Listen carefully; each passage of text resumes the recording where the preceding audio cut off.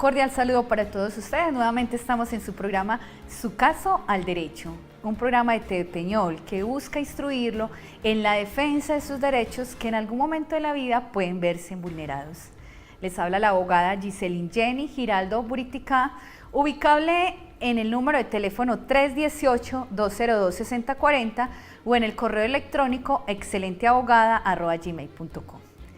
Vamos entonces hoy con un tema candente, un tema difícil para muchos, amargo. De todos modos, el derecho siempre es amargo. A veces, por lo general uno nunca se divierte en un proceso, pero en este proceso sí que menos se divierten muchos. Y es el tema de la inasistencia alimentaria. ¿Qué sucede cuando procreamos un hijo y alguno de los progenitores, llámese papá o mamá? Es más común pues en el tema de papá de los hombres que de las mamás, pero también vemos los casos al contrario, se sustrae de su obligación alimentaria. En algún programa pasado hablamos de la regulación de la cuota alimentaria y ese tema fue marcado hacia el derecho de familia, al derecho civil, pero hoy nuestro programa de inasistencia alimentaria, por eso les decía qué doloroso, amargos para muchos cuando se ven envueltos en ese proceso, y es porque estamos hablando desde el punto de vista del derecho más desgarrador, del derecho más violento como es el derecho penal. Y es que ¿quién va a creer que nos podemos ver envueltos en un proceso penal porque nos sustraigamos de nuestra obligación alimentaria, tanto para nuestros hijos como para personas adultas que estén requiriendo nuestra ayuda desde el punto de vista de los alimentos? ¿Qué sucede entonces? Muy común, vamos a poner entonces el caso de la mamá que tiene 2, 3 hijitos o un solo hijito y el papá no pasa absolutamente ningún alimento para sus hijos. Requisitos para que usted pueda tocar las puertas del Estado y pueda acercarse a una fiscalía a denunciarlo penalmente por el delito de inasistencia alimentaria. Inicialmente se requiere que ya se haya pactado la cuota alimentaria. Los alimentos, como también lo hablábamos en el programa de la cuota alimentaria, reciben el nombre de alimentos congruos. ¿Qué es un alimento congruo? Que no solo se requieren los alimentos para el menor o la menor, se requieren una serie de cosas que un menor va a necesitar para tener una calidad de vida. Vamos a poner entonces el ejemplo, una niña o un niño. No solamente va a necesitar el arrocito, el huevo, los yogur, los cereales, las frutas, los alimentos como tal, que llamamos alimentos, sino que ese menor requiere una ropa, requiere un vestir, ese menor requiere unas actividades recreativas. Vamos a tenerlo en una escuela de fútbol, vamos a comprarle un juguete, va a estar en unas clases de baile, hay que pagar unas clases particulares de cualquier área que el niño quiere disfrutar. Simplemente va a querer salir a un centro comercial un fin de semana o a un parque recreativo o a comer un helado, tantas cosas como las que nuestros hijos menores podrán disfrutar cuando los padres responsables saben que no solamente vamos a tener los alimentos como tal, sino que también hay otras actividades, otras cosas que requiere el menor. Entonces, eso se traduce en una cuota.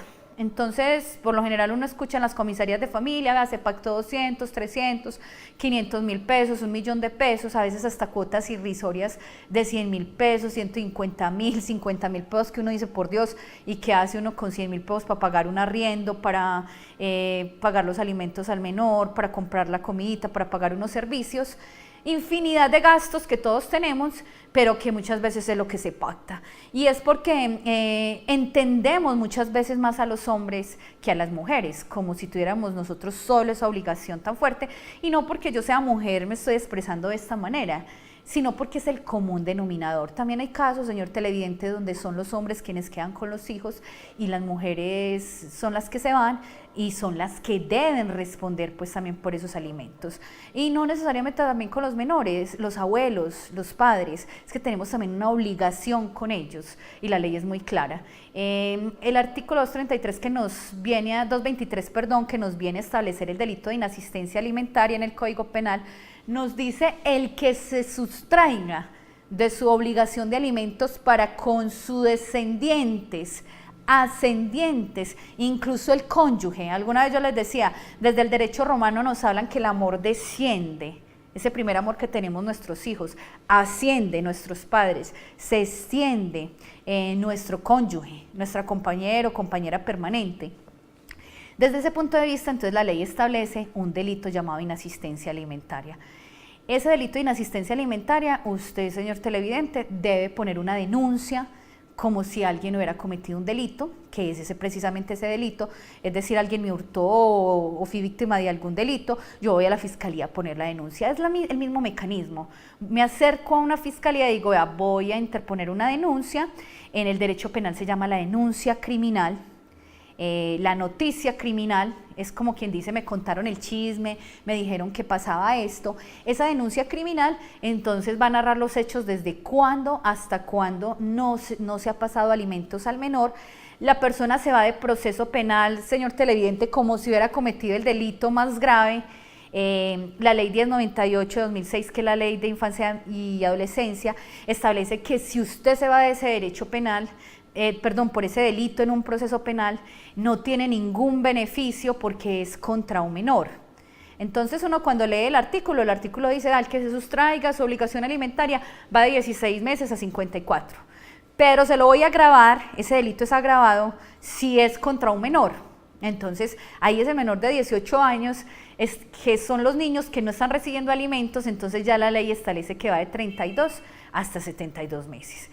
En muchos casos la Corte ha pretendido y ha tratado de variar un poco ese delito por los comentarios que se han hecho, las críticas que se hacen, y es que si una persona no responde por sus hijos de forma natural, ¿cómo llamarlo?, desde el sentimiento que le puede producir un menor que requiere de su papá para subsistir y para comprar sus cositas y para tener una calidad de vida, mucho menos lo va a hacer, por ejemplo, si está detenido en una domiciliaria, en su casa, o si está detenido en un centro carcelario.